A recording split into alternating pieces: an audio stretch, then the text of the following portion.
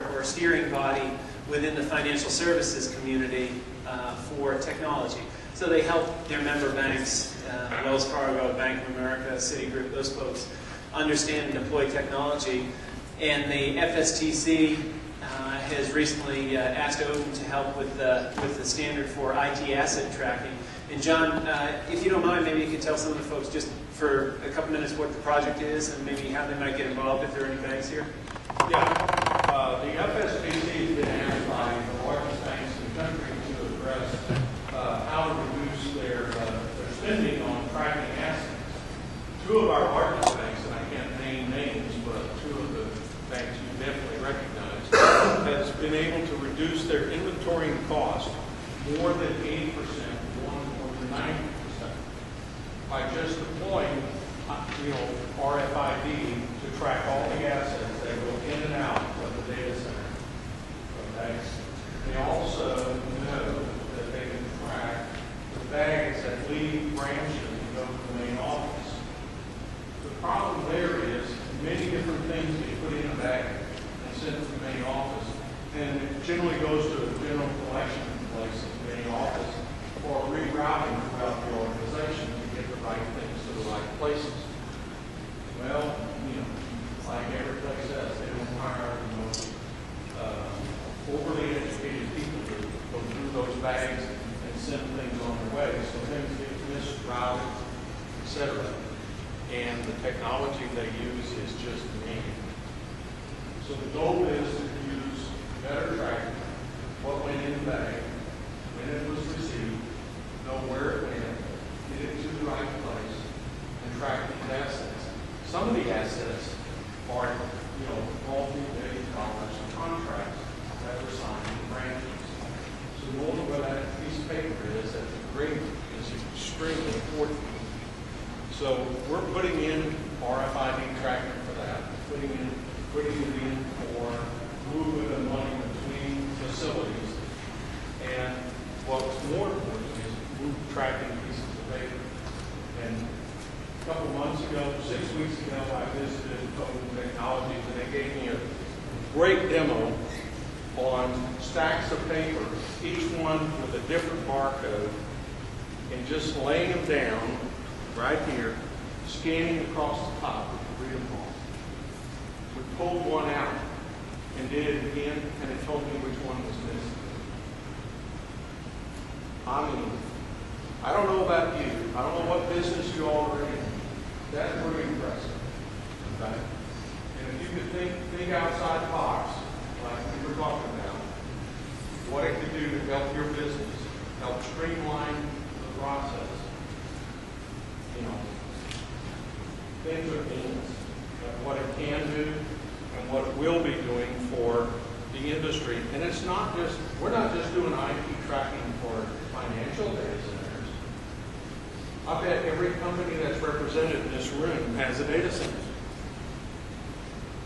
If we all use the same standard, what the financial industry is trying to accomplish with what they're doing is they want all manufacturers. And we've talked to IBM, we've talked to Motorola, we've talked to various other organizations to come up with a standard way of tagging their assets.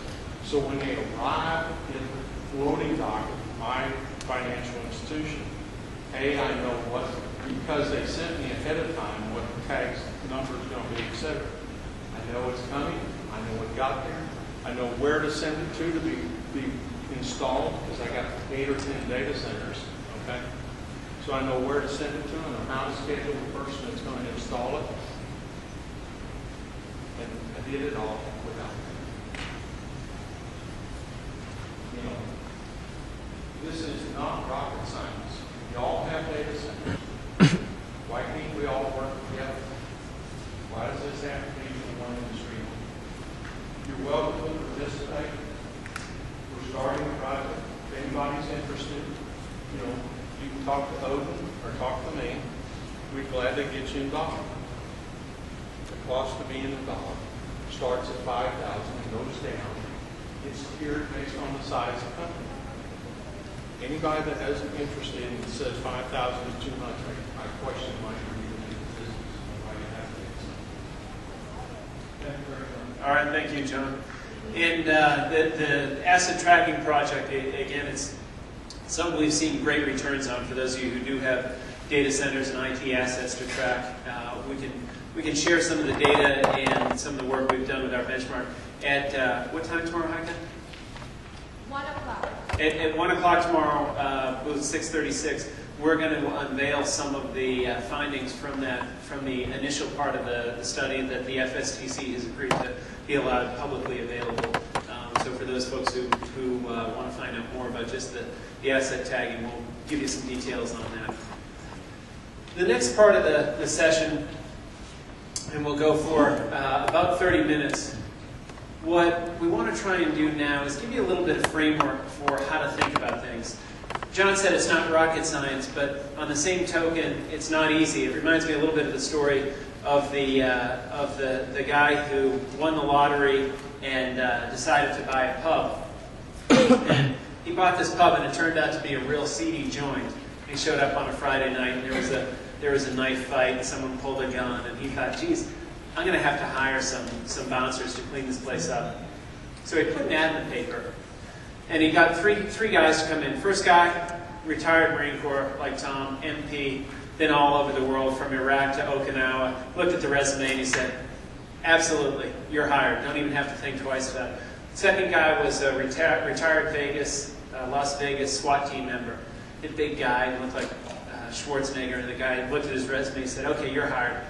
Third guy to come in was this farmer from way out in Indiana. And he looked at his resume, looked at the guy, and he said, you know, look at these two guys. And the first guy, he said, you know, our Marine Corps gunny sergeant, he said, look at him.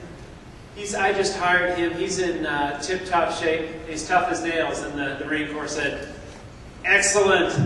And the next guy, the SWAT team guy, he said, I just hired this guy. He's in great shape. Look at him. The guy said, excellent. And so he said, what have you done that makes you think that you're tough enough to clean this place? Because this joint is really bad. And the farmer scratched his chin. He said, you know, I've run miles of fences with break horses. And then the pub owner said, okay, come on, just enough. Tell me the toughest thing you've ever done. And he said, well, I was out baling hay one time in one of those automatic hay balers. And it got stuck up, so I reached my arm in it, and it ripped my arm clean off. And the guy said, you're kidding me, what'd you do?